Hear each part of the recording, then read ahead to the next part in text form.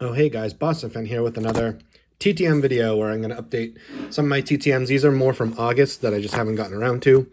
But as always, and I always fail at this, I pledge to try to be more timely with my returns. But we'll go through, I think there's 7 here, and just see who's been signing and what I've been getting back. I like sharing it with the community. It's why I originally made my channel.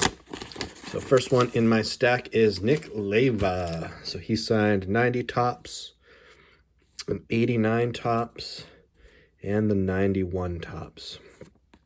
Shout out to Alan at Collecting Maddox with the 89 tops. He signed 3 of 4. I think I included 2 91 tops cards in 36 days. He was the Phillies manager from 89 to 91. He was also the first base coach for the 85 Cardinals under Whitey Herzog, the third base coach for the 87 Cardinals, also under Whitey Herzog, and he was a third base coach for the 1993 Blue Jays. First time ever getting Leyva back. Great to get a new guy. Next up is Jim Lonborg. This one is awesome. So, signed the 69 tops, which is great. I love the ad in the background. Fenway Park pre-center field scoreboard. But he signed my 68 tops card and my 1970 tops card. So these two finished my Jim Lonborg run. He also, out of 4 signed the swell card. Again, a really nice backdrop of Fenway. But these two, the 68 and the 70, finished my Jim Lonborg run. I now have every tops card of his signed. I think I have all the swells signed.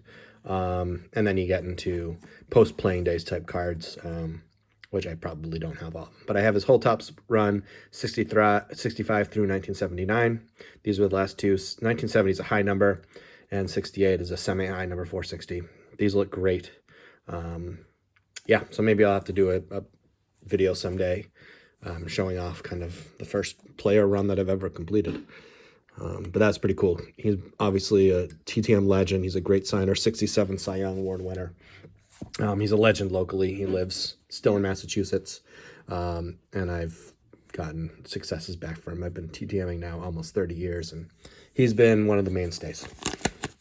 Next up is Jim Leyland. So this came back before he started RTSing. I got in the window within a couple weeks. I think this came back a week and a half after inductions, and it's just been sitting in my stack to show. Came 1 of 1, 48 days.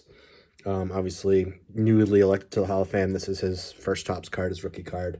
He won a World Series with the Marlins back in 97. He had some really great Pittsburgh teams in the late 80s, early 90s. And then he was with the Detroit Tigers. I think he won a couple pennants with them. Never got over the hump in terms of World Series, but his teams were consistently good when he had players. Next up, have some kind of fancy postcard. Oh, yeah. Okay, so some of you may like him. Some of you may hate him. This is 4 of 2 in 23 days. It is Frank the Tank Fleming. Super Mets fan. He's on Barstool. If you guys know the Mets fan that freaks out, he signed 2 signature cards for me. He's the guy. He just flips out for no reason or very little reason.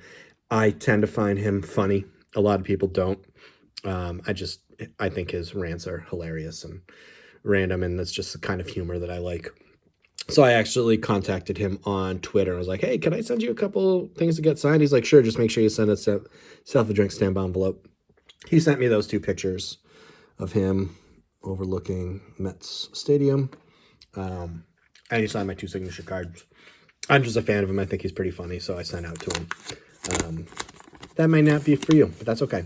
Next up, in a sleeve that I didn't send, is Sonny Jackson. So he signed the 74 and the 68, which is creased, I now see, but that's okay. No worries, I like the vintage card. So he signed 2 of 2 in 170 days. And I'm going to put, just because it's got the uniform and the thing on his hat and stuff versus the typical tops of the 60s. Nothing to show who he's involved with in case I needed to reuse the picture. So interesting thing about him, in his rookie year, 1966, he led the National League in singles while hitting 292 with 3 home runs, 25 RBIs, and 49 steals. He was mostly a part-time player after his rookie year. Never amassed any kind of the totals, but great to have him back. Teammate of Hank Aaron, was there, I believe, when Hank Aaron broke the record, but I could be wrong. I sent to him many years ago.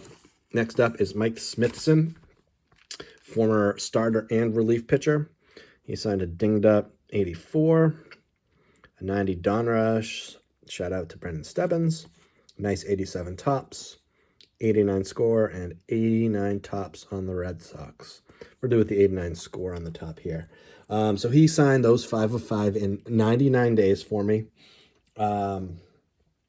He was actually a pitcher in the 33-inning Paw Sox game in 1981, the longest game in baseball history, which is my primary interest in him. He pitched the 15th, 16th, 17th, and the first out of the 18th inning. There's a fantastic book, which I have over here on the topic, if I can find it. Yeah.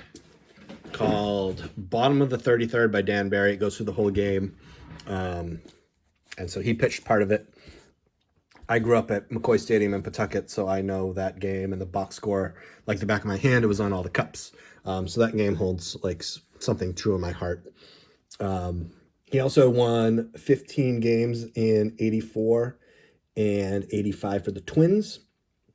He was on the 87 World Series champion Twins, but he didn't play in the postseason. And overall, in 8 years in the big leagues, he won 76 games with a 4.58 ERA. He's a great signer. Takes some time to get back. I love his signature. And, of course, he played in that 33-inning game. And then last of the week, so I open them beforehand to write this stuff down, but then I forget and I mix them up, is Alex Avila. So he's been signing. So he signed my 2020 tops. Let me move it closer. Can you focus a little bit? Sure.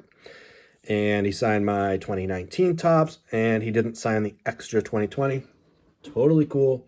I only had these 2. I had doubles of both, and I figured I'd send him 3. So maybe in a year I'll send him again if he's still signing.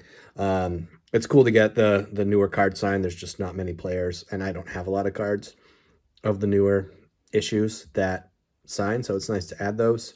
I'll put the D-backs one on top. I remember him most as his days of with the Tigers. He was an all-star in 2011. He was on the Tigers team that fought the Red Sox in the 2013 ALCS. It's my first time getting him. He was an all-star, like I said, in 2011. He also won the Silver Slugger as a catcher. He signed those 2 of 3 in 14 days. And that's awesome to get, a semi-current. He's not currently playing now. Player back. I love it. So those are my latest TTMs. And I'm going to try to do it. And let's see how well I do this, but try to do it every week. I always say that, but it's easier for me to process them day by day and just get a chunk at the end of the week to make videos. So we'll see. These are them for the week. I'll try to, if I remember, post the addresses in the doobly-doo below.